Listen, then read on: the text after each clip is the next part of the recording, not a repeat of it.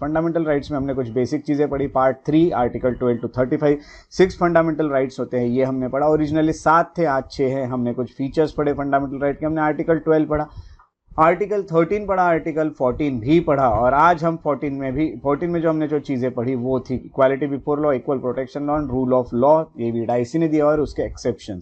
आज हम आर्टिकल 15 से शुरुआत करने वाले हैं। तो चलिए शुरुआत करते हैं आज एक नए आर्टिकल से जिसका नाम है आर्टिकल 15, जो कि एक और बहुत इंपॉर्टेंट आर्टिकल है। तो सब अपना ध्यान स्क्रीन पे रखिएगा पूरी तरह से, और आप लोगों को सिर्फ अभी मेरी आवाज़ आनी चाहिए, बाकी किसी की भी आवाज़ नहीं आएगी। यानी आवाज़ आ भी रही होगी आजू बाजू तो आपको सिर्फ मेरी ही आवाज़ एक्सेप्ट करनी है फिलहाल तो। सो आप मेरी आवाज़ के साथ यहाँ पे शुरू करेंगे, and that is article from article 15। Article 15 कहता है prohibition of discrimination on grounds of on certain grounds. अब यहाँ पे कहा है कि डिस्क्रिमिनेशन नहीं कर सकते, यानी प्रोहिबिट किया गया है डिस्क्रिमिनेशन करने से। डिस्क्रिमिनेशन करना यानी भेदभाव करना, ये आपको अच्छे से पता है। तो कुछ लोग भेदभाव करते हैं, कुछ लोग डिस्क्रिमिनेशन करते हैं, बट यहाँ पे स्टेट जो होता है उसके ऊपर रेस्ट्रिक्शन डाले हैं कि स्टेट जो है ये भेदभाव या विभेद नहीं कर सकता, ये सब चीज़ें नहीं कर सकता, पक्षपात नहीं कर सकता, डिस्क्रिमिनेट नहीं कर सकता। तो स्टेट शैल नॉट डिस्क्रिमिनेट। अभी स्टेट कौन होता है आपको पता है, मुझे बताने की ज़रूरत नहीं है। स्टेट जो होता है डिस्क्रिमिनेट नहीं कर सकता अगेंस्ट एनी सिटीजन, किसी भी सिटीजन को लेके स्टेट जो है वो डिस्क्रिमिनेट नहीं कर पाएगा, ये भी हमें पता है। ऑन ग्राउंड्स, और यहाँ लिखा है सर्टेन ग्राउंड्स। तो ग्राउंड्स कौन कौन से हम जान लेते हैं। पहला ग्राउंड है रिलीजन, दूसरा है रेस, तीसरा है कास्ट, चौथा है सेक्स, एंड फोर्थ है प्लेस ऑफ बर्थ। जैसे कि रिलीजन यानी धर्म, आपको ये चीज़ पता है। अब रिलीजन यानी धर्म के नाम पे, यानी आप हिंदू हो, मुस्लिम हो, क्रिश्चियन हो, सिख हो, इसीलिए ऐसा इसलिए वैसा, ऐसे भेदभाव यहाँ पे नहीं चलते, यानी धर्म के आधार पे यहाँ भेदभाव नहीं चल सकते। दूसरी अगर हम बात करें तो रेस के इस पे, यानी हम कहेंगे कि एक तरह से रेस को 2-3 चीज़ें कही जाती है, जैसे कि वंश कहा जाता है। वंश, आपका वंश ये है, कोई बोलेगा मेरा आर्य वंश है, मेरा वो वंश है, मेरा ये क्लान है। इन चीज़ों पे भी आपका भेदभाव आप लोगों के साथ नहीं कर सकते। कास्ट यानी आपको पता है जाति के नाम पे भी आप भेदभाव नहीं कर सकते। और सेक्स यानी आपको पता है जेंडर यानी हम कह सकते हैं लिंग, मेल या फीमेल जो भी है उसके बेसिस पे भी। प्लेस ऑफ बर्थ यानी जहां आपका जन्म हुआ है उस स्थान पे, जन्म स्थान के इस पे आपके साथ भेदभाव नहीं किया जा सकता। ग्राउंड्स जो है वो लिमिटेड है, ग्राउंड्स का नाम याद रखिएगा। इन्हीं ग्राउंड्स पे, ओनली ये वर्ड यूज हुआ है, ओनली यानी बाकी चीज़ों पे लेके स्टेट डिस्क्रिमिनेट कर सकता है। जैसे मैंने बोला कि कोई एक इंस्टीट्यूट है जिसमें 100 सीट्स है और सीट्स लोग 500 है, जो एप्लीकेशन आया तो 100 में से 400 लोगों को नहीं मिलेगा। Without discrimination, like should be treated alike, कल ही मैंने कहा था। तो डिस्क्रिमिनेशन जो किया जाता है इंडिया में, हम जो जिसको डिस्क्रिमिनेशन मानते हो, religion, race, caste, sex, place of birth के बेसिस पे किया जाता है। इसके लिए भी कुछ एक्सेप्शन है। अब आप बोलोगे कि रिजर्वेशंस क्या है, तो दोज आर एक्सेप्शंस, तो वो हम आगे पढ़ने वाले। फिलहाल आपको ये बता दूं कि इन चीज़ों पे यहाँ भेदभाव नहीं किया जा सकता, subjected to any disability, liability, restriction और कंडीशन जो भी है। यानी इसके ऊपर कोई डिसेबिलिटी हो सकती है, यानी कुछ लायबिलिटी, रेस्ट्रिक्शन, कंडीशन सब कुछ हो जा सकता है। यानी ये जो चीज़ है ये एब्सोल्यूट नहीं है, ये भी क्वालिफाइड है, यानी इस पर भी रेस्ट्रिक्शन लगाए जा सकते हैं जो डिस्क्रिमिनेशन वाली चीज़ है उस पर। अब सबसे पहले आपको ये बता दूं कि क्या क्या हो सकता है। तो एक्सेस टू द शॉप, यानी शॉप में आने देने से रोकना। अब आप सोचोगे ये भी कौन रोकता है भाई, बट रोकते थे पहले लोग। आज भी कुछ जगह इंडिया में ऐसी है जहाँ पे जाति के नाम पे, वंश के आधार पे, रिलीजन के आधार पे लोगों को आज भी दुकानों में आने नहीं दिया जाता है। तो ये करना क्राइम होगा, ये करना ऑफेंस होगा। Access to the shop, shops में ना आने देना, पब्लिक रेस्टोरेंट्स पे जगह ना देना, इन चीज़ों के बेसिस पे। ठीक है, आप जगह नहीं दे रहे हो क्योंकि जगह ही नहीं है, फुल है तो इट इज़ ओके, वो डिस्क्रिमिनेशन नहीं होगा। उसमें like should be treated alike but without discrimination, discrimination नहीं चलेगा। होटल्स में ना आने देना, प्लेसेस ऑफ पब्लिक एंटरटेनमेंट में ना आने देना। तो पब्लिक जो प्लेसेस पब्लिक के लिए बनी है वहाँ ना आने देना, ये चीज़ें डिस्क्रिमिनेशन कहलाएगी अगर इस बेसिस पे आप लोगों को नहीं आने दे रहे हो। तो ये जो मैंने ग्राउंड्स लिखे उन ग्राउंड्स पे। अब ये होने के बाद कुछ जो भेदभाव ऐसे भी थे कि लोगों को वेल से पानी ना लेने देना। अब ये बात अलग है कि मेरे घर पे कोई कुआं है उससे मैं पानी ना लेने दूं तो वो अलग है, बट पब्लिक वेल है उसमें कुछ लोगों को पानी नहीं लेने दिया जा रहा है just because of this, on grounds of this things. So ये गलत होगा, ये भी डिस्क्रिमिनेशन होगा। टैंक्स है, बाथिंग घाट्स है। बाथिंग घाट्स आपको पता है बहुत सारी जगह पे बाथिंग घाट्स बने हुए हैं, रिचुअल्स और कल्चर्स वहाँ पूरे किए जाते हैं। मेरे ख्याल से वाराणसी में भी ऐसे घाट है ना। तो ये सब घाट होते हैं जहाँ पे पूजा पाठ ये सब होते हैं, वहाँ ना आने देना। रोड पे ना चलने देना। पब्लिक रिसोर्ट जो मेंटेन कर रहा है स्टेट, या फिर स्टेट के फंड से जो चल रहा है, या फिर जो जनरल पब्लिक के यूज के लिए बनाया है। मेरा प्राइवेट वेल है तो मैं किसी को अलाउ करूं ना करूं वो मुझ पे, अगर मुझे लगता है कि मेरे दोस्त को मैं यहाँ से पानी लेने दूं, बाकी लोगों को ना लेने दे, तो it will not be discrimination, because वो जनरल पर्पज के लिए नहीं है, फॉर माई प्राइवेट पर्पज वो बनाया है। तो फॉर जनरल पब्लिक यूज के लिए जो बने हैं उसमें आप इन चीज़ों पे भेदभाव डिस्क्रिमिनेशन नहीं कर सकते, सबसे पहली ये बात है। अब इसके लिए भी कुछ एक्सेप्शंस है, तो कुछ आधार पे एक्सेप्शंस है, कुछ लोगों के साथ यहाँ पे भेदभाव किए जा सकते हैं। जैसे अब आप कहीं गए और आपको वहां पे आपने देखा कि लॉ जो है वो वुमेन के लिए कोई लॉ बना है और मेन के लिए वो नहीं है, तो आप बोलोगे ये तो भेदभाव है, तो ये भेदभाव नहीं होगा। These are vulnerable section of society. Vulnerable sections जो है हमारे सोसाइटी के जो पहले से बहुत ज्यादा एक्सप्लॉइटेशन झेलते हुए आए, सबसे पहले से उन्होंने बहुत एक्सप्लॉइटेशन फेस किए हैं, उनको यहाँ पे थोड़े ज्यादा के राइट्स प्रिविलेजेस दिए जाएंगे और उसको डिस्क्रिमिनेशन नहीं माना जाएगा। ये भी आपको सबसे पहले याद रखना है। तो वुमेन हो या चिल्ड्रेन हो, इनको अगर ज्यादा, आप बोलोगे 6 to 14 ईयर्स को ही क्यों फ्री एजुकेशन, मुझे भी होना, वो बोलेगा नहीं मिलेगा, तो आप बोलोगे ये तो भेदभाव है, this is discrimination. No, this is not discrimination. Vulnerable section SC ST, schedule caste, schedule tribes, backward classes या फिर इकोनॉमिकली वीकर सेक्शंस, इनको भी रिजर्वेशंस देना, that will not be discrimination. ये सबसे पहले मैं आपको बता दूं, क्लियर कर दूं, ये डिस्क्रिमिनेशन नहीं होगा। अब ये एक तरह से हम इक्विटी कह सकते हैं, इक्वालिटी कह सकते हैं। इक्विटी कैसा होता है कि फॉर एग्जाम्पल कोई एक व्यक्ति है, अब इक्वालिटी में क्या होगा कि ये अगर इसके पास कोई 3 चीजें हैं, 1 2 and 3, और इसके पास है 1 2 3 4 5, इसके पास 5 चीजें हैं, तो अगर इन दोनों को भी मैं, इसके पास 5 है, इसके पास 3 है, इक्वालिटी क्या होगा कि दोनों को 2-2 देना। अगर मैं इसको और 2 दे दूं तो ये 5 पे आ जाएगा, और इसको और 2 दे दूं तो ये 7 पे आ जाएगा। This will be equality. Equality अगर मिलते रहेगी तो ये ऊपर ऊपर बढ़ते जाएगा और ये नीचे नीचे ही रहेगा। ऐसे केसेस में देना पड़ता है इक्विटी। इक्विटी यानी जिसके पास जितनी कमी है उसको उतना दो। अब यहाँ पे अगर देखा गया तो इसके पास कमी जितनी, इसको दे दो और एक लेवल पे ला लो।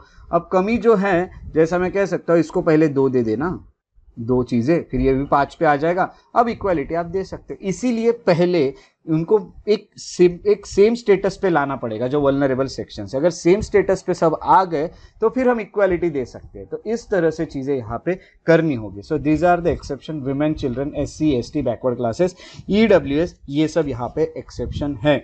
आर्टिकल 15, ये चीजें आपको आर्टिकल 15 में याद रखनी है, ये बहुत ज्यादा इंपॉर्टेंट है।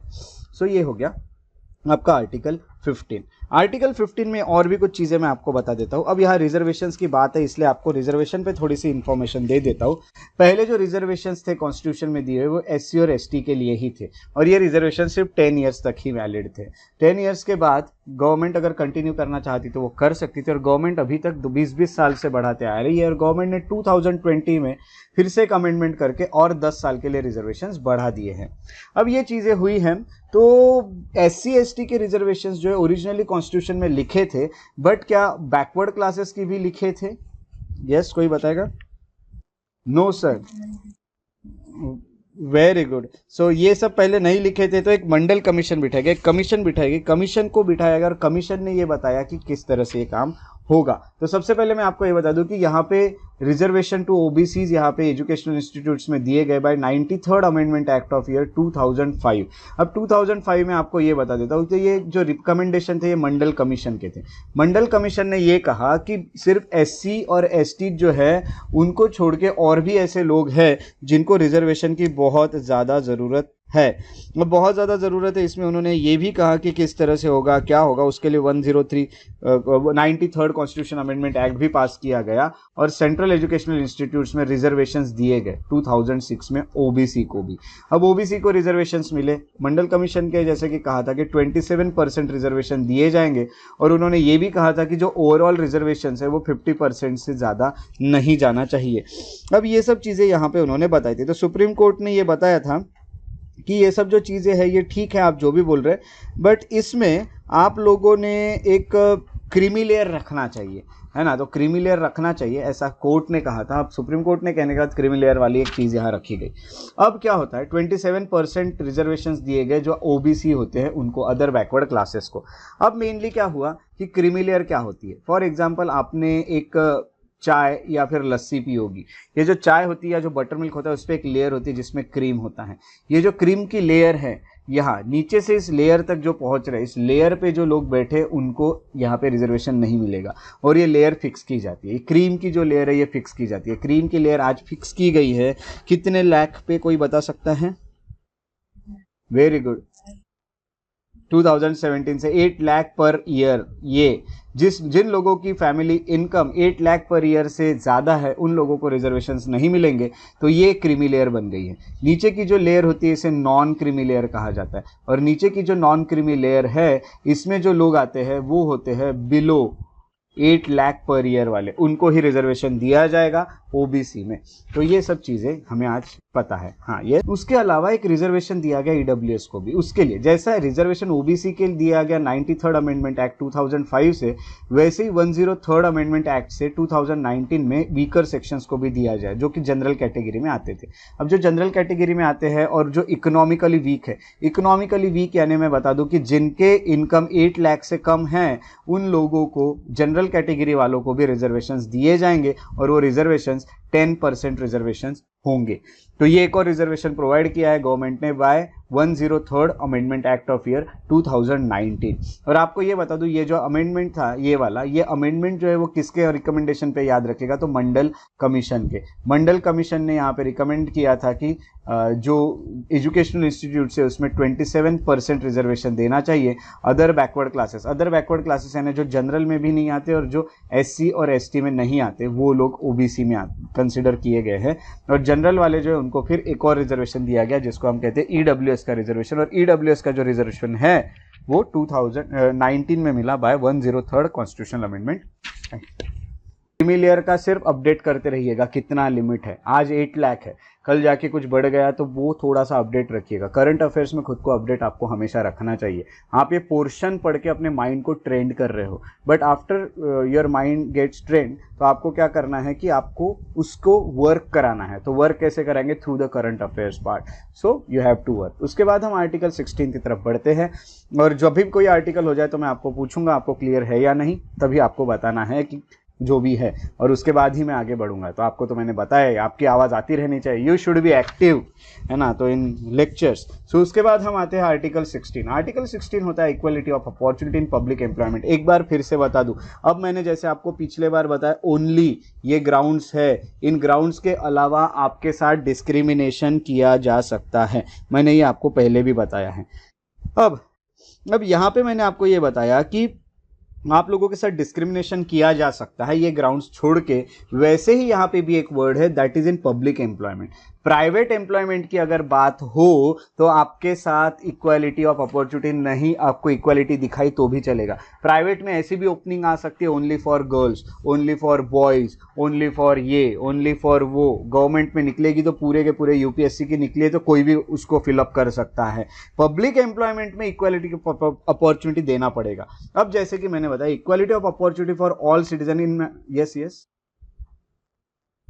अच्छा याद दिला आपने, इसलिए अच्छा याद दिला क्योंकि मैंने कल सबको ये बोला था कि हर आर्टिकल के बाद आपको मैं पूछूंगा कि फॉरेनर्स के लिए अवेलेबल है कि नहीं। तो बहुत अच्छा याद दिला आपने। तो 14 था, जैसे अभी आप लोगों ने बोला कि 15 नहीं है तो 15 भी नहीं है। तो एक बार ये देख लेते हैं कि कौन कौन से आर्टिकल फॉरेनर्स के लिए अवेलेबल है। मैं एक बार बता देता हूँ। 14, 20, 21, 21A, 22, 23, 4, 5, 26, 27, 28, वेरी गुड, ये आर्टिकल्स है ना। तो 14, 20, 21, 22, 20, यस, थैंक यू। अब ये चीज़ें अच्छे से ये आर्टिकल्स देख लीजिए। मैं हर आर्टिकल के बाद पूछूंगा फॉरेनर्स के लिए अवेलेबल है कि नहीं। तो फॉरेनर्स के साथ डिस्क्रिमिनेशन किया जा सकता है, ये याद रखना है, बट इंडियन सिटीजन्स के साथ नहीं। उसके बाद हम आ रहे हैं आर्टिकल 16 में पब्लिक एम्प्लॉयमेंट। पब्लिक एम्प्लॉयमेंट में भी ये आर्टिकल फॉरेनर्स के लिए अवेलेबल है क्या? नो, यानी फॉरेनर्स को यूपीएससी की अगर जगह निकली तो फॉरेनर्स को उसका फॉर्म फिलअप करने का कोई राइट नहीं भी दे सकती हमारी गवर्नमेंट, और गवर्नमेंट देती नहीं। You should be citizen of India. For public employment you must be citizen of India. जैसे हम कहेंगे प्रेसिडेंट के लिए भी है, हर चीज़ के क्राइटेरिया में ये लिखा ही होता है, you must be citizen of India. So public employment में यहाँ पे डिस्क्रिमिनेशन कौन से बेसिस पे नहीं कर सकती? तो only of religion, race, caste, sex, descent, place of birth and residence. अब यहाँ पे कुछ चीजें दी गई, यहाँ पे रिलीजन लिखा है, रेस लिखा है, कास्ट लिखा है, सेक्स लिखा है, डिसेंट लिखा है। डिसेंट यानी कभी कभी आपको ये सर्टिफिकेट लाने बोल सकते हैं कि आपका कैरेक्टर सर्टिफिकेट लाओ, पास के पुलिस स्टेशन से लाओ, यानी आपके पिछले आपके ऊपर कोई क्राइम ऑफेंस रजिस्टर तो नहीं है, ये देखना, इसका मतलब है डिसेंट के बेसिस पे। तो यहाँ पे ये लिखा है कि यहाँ पे इन बेसिस पे नहीं किया जाता, बट मैं ये बता दूं कि वो जो लाने बोल रहे हैं आपको सर्टिफिकेट, वो सभी को सबमिट करने बोल रहे हैं। अब आपके बिहेवियर को लेके, यानी अगर प्रूफ है तो, अगर प्रूफ नहीं है और कहीं से सुनी हुई बात है कि ये इंसान अच्छा नहीं है, ये इंसान वैसा है ऐसा है, इस बेसिस पे नहीं कर सकते। प्रूफ है तो फिर ठीक है, नहीं है तो इधर उधर की बातें सुन के ऑन बेसिस ऑफ डिसेंट आप ये चीजें नहीं कर सकते। प्लेस ऑफ बर्थ और रेसिडेंस पे भी नहीं कर सकते। बट एक्सेप्शन आपको बता देता हूँ मैं क्या है। एक्सेप्शन है पार्लियामेंट जो हमारा है ना, वो पार्लियामेंट रेसिडेंस को as a condition of certain employment लगा सकता है फॉर अपॉइंटमेंट ऑफ स्टेट या फिर जो भी अथॉरिटी उनके द्वारा। अब आप एक चीज़ ध्यान में रखिए, फॉर एग्जाम्पल मैं एक एग्जाम के लिए प्रिपेयर कर रहा हूँ और वो एग्जाम है मेरे खुद के स्टेट की एग्जाम, ठीक है भाई, मैं यूपीएससी के लिए कर रहा हूँ तो सबको इक्वल अपॉर्चुनिटी यहाँ पे देगी। बट फॉर एग्जाम्पल मैं बिलोंग करता हूँ कोई एक स्टेट को, जैसे आप लोगों में से किसी का एक स्टेट की एक एग्जाम बताइए, जो सबसे पहले बोलेगा उसकी हम कंसिडर कर लेते हैं। आरपीएससी, ओके, आरपीएससी पहले आ गया और यूपीपीसीएस, यूपीपीएससी भी आ गया, चले ओके, जीपीएससी भी आ गया। चलो 3 एग्जाम आ गए, यूपीपीएससी, जीपीएससी, आरपीएससी, यानी Rajasthan public service commission, Gujarat या यूपी पब्लिक सर्विस कमीशन। ये जो है इसमें, अब मैं ये तो नहीं कहा गुजरात के लिए ठीक है भाई, मैं गुजरात का फॉर्म नहीं फिलअप कर सकता क्योंकि गुजरात में सेकेंड लैंग्वेज गुजराती है। अब गुजराती लैंग्वेज जिनको आएंगी वही ये फॉर्म भर पाएंगे। बट यूपी का क्या, मेरे ख्याल से राजस्थान में भी लैंग्वेज हिंदी और इंग्लिश है ना, आरपीएससी में भी, वहां भी कोई ऐसी पर्टिकुलर राजस्थानी लैंग्वेज नहीं है, बराबर ना।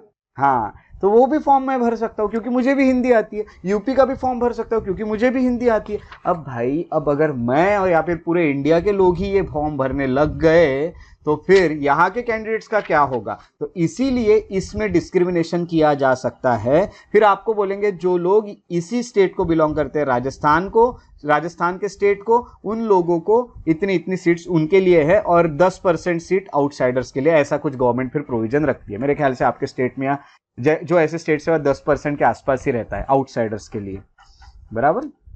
यूपी में भी 10% सीट्स होगी जो ऑल ओवर इंडिया से है ना, यस। सो अगर 100 सीट निकली है यूपी पीएससी की तो 100 में से 10 ही सीट होगी जो यूपी के बाहर के लोग हैं उनके लिए और 90 सीट यूपी वालों के लिए होगी। एंड ये डिस्क्रिमिनेशन नहीं कहलाएगा भाई, ये तो करना ही पड़ेगा, ऐसे से तो बहुत ज्यादा तकलीफ होगी। यहाँ का इंसान वहां जॉब कर रहा, वहां का यहाँ जॉब कर रहा, जो कि उस एरिया को अच्छे से जानता भी नहीं है। तो इसीलिए एक्सेप्शन है इन चीजों पे। पार्लियामेंट जो है वो इसको कंडीशन ऑफ सर्टेन एम्प्लॉयमेंट के लिए वो प्रिस्क्राइब कर सकता है रेसिडेंस को एज अ कंडीशन, है ना। ये सबसे पहले मैं आपको बता दूं, यहां लिखा जरूर है रेसिडेंस या place of birth, but parliament की इच्छा हो तो पार्लियामेंट कर सकता है और पार्लियामेंट ने ये किया भी है, ये पहले बता देता। और इसमें भी एक एक्सेप्शन है और एक्सेप्शन है SC, ST, backward classes and EWS. आपको ये अच्छे से पता है क्योंकि ये सबको रिजर्वेशंस मिलता भी है पब्लिक एम्प्लॉयमेंट में। जैसे हमने देखा एजुकेशन को लेके, और मैंने आपको ये भी बताया कि पब्लिक एम्प्लॉयमेंट में भी रिजर्वेशंस दिए जाते हैं। इवन अगर कोई जगह पे देना है तो वो भी दे सकते हैं। स्पेशली एजुकेशन के लिए बनाया था, बट एजुकेशन के बेसिस पे ही पब्लिक एम्प्लॉयमेंट मिलते हैं, इसलिए पब्लिक एम्प्लॉयमेंट में भी ये रिजर्वेशंस मिलते हैं। मेरे ख्याल से यूपीएससी में भी ये रिजर्वेशंस है ईडब्ल्यूएस के, बैकवर्ड क्लासेस के, राइट, एससी एसटी के अलावा है ना। तो पब्लिक एम्प्लॉयमेंट में भी प्रोवाइड किए गए। सो आगे चलने के बाद आपको ये भी बता दूं कि जो टोटल रिजर्वेशन कोटा है, जैसे मैंने यहाँ पे बताया था, यहाँ पे रिजर्वेशंस दिए गए, वो रिजर्वेशन कोटा 50% से ज़्यादा नहीं होना चाहिए। बट वहाँ ये भी लिखा था कमीशन के द्वारा कि इन एक्स्ट्राऑर्डिनरी सिचुएशंस ये अलाउ रहेगा, 50% से प्लस रिजर्वेशंस भी अलाउ रहेगा, but only in extraordinary situations, है ना। तो एक्स्ट्राऑर्डिनरी अगर सिचुएशन दिख रही है, अगर लोग बहुत ही ज़्यादा है, तो फिर ये चीज़ों को बढ़ाया भी जा सकता है, 50% के आगे भी लेके जाया जा सकता है। ये सब चीज़ें यहाँ पे हमें देखने मिलती है। ईडब्ल्यूएस को भी मिला है, एससी, एसटी, बैकवर्ड क्लासेस को भी यहाँ रिजर्वेशन दिए गए हैं। कहाँ पे, तो जैसे मैंने आपको बताया एम्प्लॉयमेंट में भी। तो आप लोगों ने बोल दिया है, चलो आगे चलेंगे। अब हम देखते हैं एबॉलिशन ऑफ अनटचेबिलिटी। अब अनटचेबिलिटी को एबॉलिश कर दिया गया है आर्टिकल 17 से। ये तो बहुत अच्छी बात थी कि अनटचेबिलिटी जैसी चीज़ों को ख़त्म कर दिया गया। एक सोसाइटी का बहुत बड़ा इविल था अनटचेबिलिटी। अनटचेबिलिटी कंट्री में जो डेवलप हुआ था वो हिस्टोरिकली डेवलप हुआ था, यानी बहुत सालों सालों से ये जो एक ट्रेडिशन है, जिसको ट्रेडिशन कहते थे, ये चलता है और ये बहुत बुरी चीज थी, ये इविल है। अगर हम देखेंगे तो abolishes untouchability and forbids its practice in any form. मैंने आपको क्या बताया, कुछ कुछ फंडामेंटल राइट्स ऐसे हैं जो डायरेक्टली अप्लीकेबल हो जाते हैं, बट कुछ कुछ को एनफोर्सेबल बाय लॉ करना पड़ता है। लॉ बना के एनफोर्स किया आर्टिकल 17 को, और लॉ जो बनाया गया 1976 में अनटचेबिलिटी ऑफेंसेस एक्ट बनाया गया, सॉरी 1955 में वो अनटचेबिलिटी ऑफेंसेस नाम का एक एक्ट बनाया गया। अनटचेबिलिटी ऑफेंसेस एक्ट जो है, इसके द्वारा अनटचेबिलिटी को एक ऑफेंस बनाया गया। ऑफेंस यानी क्राइम। जो भी व्यक्ति अनटचेबिलिटी को डायरेक्टली या इनडायरेक्टली प्रीच कर रहा है, उसे माना जाएगा एक ऑफेंडर, उसे माना जाएगा एक क्रिमिनल, और उसको सीधा जेल में डाल दिया जाएगा। अनटचेबिलिटी क्या क्या होती है, किसी को शॉप में ना आने देना, किसी को टच ना करना, ये तो हो ही गया उसको, या फिर हम कहेंगे किसी को टेम्पल में एंट्री ना देना, पब्लिक प्लेसेस में एंट्री ना देना, किसी को हॉस्पिटल में एडमिट ना करना, ट्यूशंस में एंट्री ना, या फिर हम कहेंगे कि स्कूल्स में एंट्री ना देना, एडमिशन ना देना, ये सब जितनी भी चीजें हैं ये पूरी अनटचेबिलिटी में आती है, और ये चीजों को इसमें डाल दिया गया 1955 में। अब 1955 में एक्ट बनाया था अनटचेबिलिटी ऑफेंसेस एक्ट, बस इसी एक्ट का नाम चेंज कर दिया गया 1976 में, और आज इसका नाम जो चेंज किया गया, इसको प्रोटेक्शन ऑफ सिविल राइट्स, क्योंकि अनटचेबिलिटी ये वर्ड एक्ट में भी यूज करना अच्छा नहीं लगता है ना, तो उससे अच्छा सिविल राइट्स ये वर्ड अच्छा रहेगा, इसीलिए हमने इसको रीनेम किया है protection of civil rights act 1955। Supreme court ने ये कहा है कि ये जो अनटचेबिलिटी वाला जो आर्टिकल है, ये सिर्फ पब्लिक एम्प्लॉयमेंट के लिए या पब्लिक कंपनीज के लिए ही ना होते हुए प्राइवेट तक भी एक्सटेंड किया जाता है। अगर कोई प्राइवेट इंडिविजुअल भी आपके साथ इन ग्राउंड्स पे कुछ बुरा कर रहा है, तो आप उसके भी खिलाफ केस फाइल कर सकते हो under the protection of civil rights act 1955। ठीक है, सो चलिए आर्टिकल 18 को पढ़ लेते हैं, और यहाँ पे हम देख लेते हैं एबॉलिशन ऑफ टाइटल्स। अब जो टाइटल्स दिए जाते थे, ये भी एक बहुत बड़ा कारण बन जाता था कि डिस्क्रिमिनेशन हो सके सोसाइटी में, है ना। तो ये जो कारण बना था एबॉलिशन, ये जो डिस्क्रिमिनेशन का या फिर इक्वालिटी ना देने का, एक बार चेक करेंगे सबके फोन म्यूट है क्या? यस, एक बार चेक कीजिए। Yes, just check it. Okay, yes है। चलिए, तो मैं यहाँ पे आपको ये बता दूं कि जैसे मैंने आपको ये बताया, अगर मैं किसी के सामने टाइटल लगाऊंगा तो वो एक कारण बन जाता था इनइक्वालिटी का या फिर डिस्क्रिमिनेशन का या अनटचेबिलिटी का। सो एबॉलिश कर देना टाइटल को, यही हमने ठीक माना। तो हमने टाइटल जो है वो 4 रिगार्ड, है ना, इन दैट रिगार्ड हमने 4 प्रोविजंस वी हैव प्रोवाइडेड, और constitution have provided 4 provisions in regard, means हम इन दैट रिगार्ड, या फिर हम कहेंगे in relation with that titles, abolition of titles, there are 4 provisions and the first provision, ये 4 provisions को अच्छे से पढ़ना है। टाइटल्स क्या हुआ करते थे, ये सबसे पहले मैं आपको बता देता हूँ। पहले जब ब्रिटिश हुआ करते तो बड़े बड़े टाइटल्स दिए जाते थे, महाराजा ऑफ पटियाला, राजा ऑफ बनारस, है ना, सर, है ना, राजा धीराज, या फिर सर दिनकर राव, राज बहादुर, राय बहादुर, दीवान बहादुर, जमींदार और लॉर्ड, ये सब टाइटल्स दिए जाते हैं। जिस टाइटल से समझता था कि इंसान बहुत बड़ा है, ऐसे किसी के सामने लगाना ये ठीक नहीं था। इसलिए आप अपने नाम के सामने राजा, महाराजा या फिर सर, लॉर्ड ये सब नहीं लगा सकते। तो कौन से टाइटल आप यूज कर सकते? सबसे पहले आपको बता दूं कि it abolishes title and make 4 provision. First, it prohibits the state from conferring any titles, है ना, यानी स्टेट में कौन आता है आपको ये अच्छे से पता है। सभी गवर्नमेंट जो है ये स्टेट में आती है। गवर्नमेंट जो है वो किसी को भी कोई टाइटल नहीं दे सकती। गवर्नमेंट कौन से टाइटल दे सकती है? तो गवर्नमेंट सिर्फ मिलिट्री और एकेडमिक के ही टाइटल दे सकती है।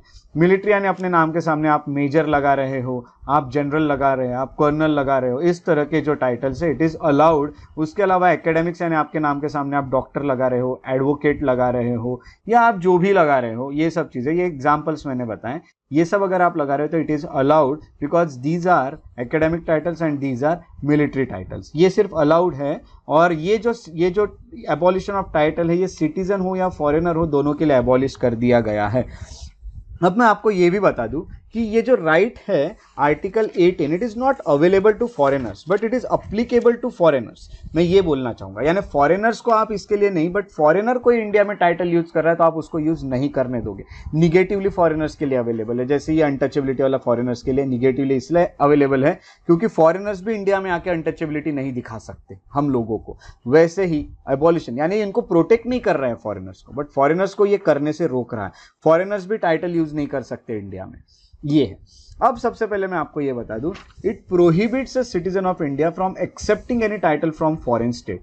अब मैं कहीं फॉरेन में गया, मैं फॉर एग्जांपल यूएसए में गया और यूएसए ने मुझे कुछ तो भी टाइटल दे दिया, मुझे टाइटल दे दिया महाराजा। अब महाराजा टाइटल मुझे यूएसए ने दिया, मैं इंडिया में आके यूज कर रहा हूं। मैंने पूछा कि किसी ने पूछा कि आप ऐसे कैसे टाइटल यूज कर रहे, टाइटल तो एबॉलिश कर दिए गए। मैं बोलूंगा मुझे इंडिया ने थोड़ी दिया, मुझे यूएसए ने दिया। तो भाई यूएसए में दिया है ना, तो यूएसए में यूज करो। इंडिया में इट इज नॉट अलाउड कि आप एक्सेप्ट कर नहीं सकते फॉरेन स्टेट से कोई भी टाइटल। ये चीजें हैं ना, तो ये 2 पॉइंट। तीसरा पॉइंट, जो फॉरेनर होल्ड कर रहा है ऑफिस ऑफ प्रॉफिट और ट्रस्ट अंडर द स्टेट, पहले ही बता देता हूं, जो फॉरेनर गवर्नमेंट के साथ काम कर रहा है इंडिया में, वो कोई भी टाइटल एक्सेप्ट नहीं कर सकता। इंडियन तो नहीं कर सकते, बट फॉरेनर भी नहीं कर सकता, चाहे उसको उसका कंट्री क्यों कोई टाइटल ना दे। अगर उसको उसके कंट्री ने टाइटल दिया है तो उस टाइटल को वो अपने कंट्री में यूज करेगा, हमारे कंट्री में वो यूज नहीं कर सकता, वो एक्सेप्ट नहीं कर सकता वो टाइटल को। अगर करना है तो फिर कंसेंट लीजिए प्रेसिडेंट का, यूज तो कर ही नहीं सकता। अब फॉर एग्जाम्पल मुझे पहले से दिया है, मैं कोई फॉरेनर हूं, मुझे पहले से दिया है, अब मुझे इंडिया के किसी गवर्नमेंट में मुझे कोई काम मिला है, मैं फॉरेनर हूं, तो इंडिया के गवर्नमेंट में मैं काम कर रहा हूं, तो मैं यहाँ पे जो टाइटल मिला है उसको यूज तो नहीं कर सकता। बट काम करते वक्त मुझे मेरे कंट्री से कॉल आता है और वो बोलती है कि आज हम आपको एक टाइटल देना चाहते हैं। अब मुझे अगर एक्सेप्ट करना है वो टाइटल को, यूज तो मैं नहीं कर पाऊंगा, बट एक्सेप्ट भी करने के लिए मुझे प्रेसिडेंट को पूछना पड़ेगा इंडिया के कि मैं लूं क्या। फिर प्रेसिडेंट मुझे बोलेंगे ठीक है आप ले लीजिए वो टाइटल जो आपको दे रहे, बट वो आप इंडिया में यूज नहीं कर सकते। यूज करना है तो अपने कंट्री में कीजिए, इंडिया में इसको अलाउ नहीं किया जाता है। ऐसी चीजें, तो जो फॉरेनर इंडियन गवर्नमेंट के साथ काम कर रहा है वो एक्सेप्ट नहीं कर सकता है कोई भी title without consent of president. ये है थर्ड पॉइंट। हाँ हाँ, नहीं वो भी मैं आपको बताऊंगा अभी। ये यानी वो कैसा है कि उसका अलग सा एक इशू है, तो वो इशू को अभी हम ये 4 पॉइंट के बाद स्टडी करेंगे ना, तो फिर मैं आपको वो चीज़ें क्लियर करा दूंगा। ठीक है, तो ये है, तो ये 3 चीज़ें हो गई। तो ये जो 3 चीज़ें, उसके बाद फोर्थ आपको ये बता देता हूँ कि नो सिटीजन और फॉरेनर, यहाँ सबसे पहले याद रखिएगा, कोई भी सिटीजन हो या फॉरेनर हो जो ऑफिस ऑफ प्रॉफिट होल्ड कर रहा है अंडर द स्टेट, यानी स्टेट गवर्नमेंट, यानी हम कहेंगे स्टेट गवर्नमेंट नहीं, यानी जो गवर्नमेंट के साथ काम कर रहा है, वो कोई भी प्रेजेंट भी एक्सेप्ट नहीं कर सकता, कुछ पैसे यानी एमुलेटमेंट भी नहीं ले सकता, ऑफिस भी नहीं ले सकता अंडर एनी फॉरेन स्टेट, है ना। किसी फॉरेन स्टेट के साथ उसको अगर काम करना है, इंडिया के साथ काम करने के साथ साथ, तो उसको प्रेसिडेंट की परमिशन लेनी पड़ेगी। फॉर एग्जांपल आप आईपीएस ऑफिसर हो और आपको यूएसए ने कहा है कि हमारे यहाँ पे एक केस में काम कीजिए, तो आप अगर एक केस में काम करना चाहते हो यूएसए के, तो सबसे पहले आप जाके पूछिए प्रेसिडेंट को कि मैं कर सकता हूं क्या। प्रेसिडेंट ने बोला तो आप कीजिए, अदरवाइज आप नहीं कर सकते। अदरवाइज या फिर आप वहां काम करने की आपको प्रेसिडेंट ने परमिशन दे दिया, आप वहां से काम करके आ गए, काम करके आने के बाद उन्होंने आपको कुछ तो भी प्रेजेंट दे दिया, तो वो भी आपको पूछना पड़ेगा प्रेसिडेंट को कि मैं ये प्रेजेंट लूँ क्या, मैं ये एमोल्यूमेंट, उसने बोला है कि इतने काम के आपको इतने पैसे देने चाहते हैं हम, तो मैं लूँ क्या। हाँ, तो वो ब्राइब है कि नहीं, ये सब चेक करना पड़ेगा। इसके लिए फिर यहाँ पे ये है कि प्रेसिडेंट के कंसेंट के बिना नहीं ले सकते। ये सब चीजें यहाँ पे होती हैं। तो ये 4 पॉइंट क्लियर है क्या, बता दीजिए, फिर हम पद्मश्री पद्म भूषण पे बात करते हैं। तो क्लियर है सबको? यस यस या सर, चलिए अब देखते हैं। हाँ यस पूछिए।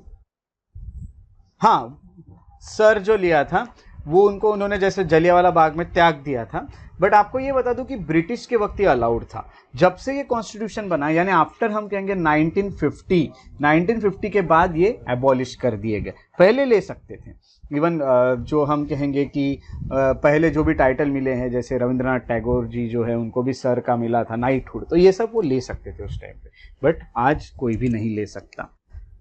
ठीक है, सो यहाँ पे है ये चीज़ है आर्टिकल 18। अब मैं बात करता हूँ आपके साथ वो अवार्ड्स पे जो दिए जाते हैं।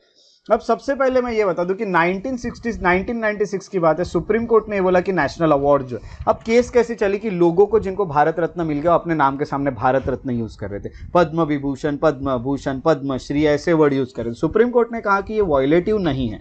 हालांकि ये चीजें आर्टिकल 18 को वॉयलेट नहीं कर रही है।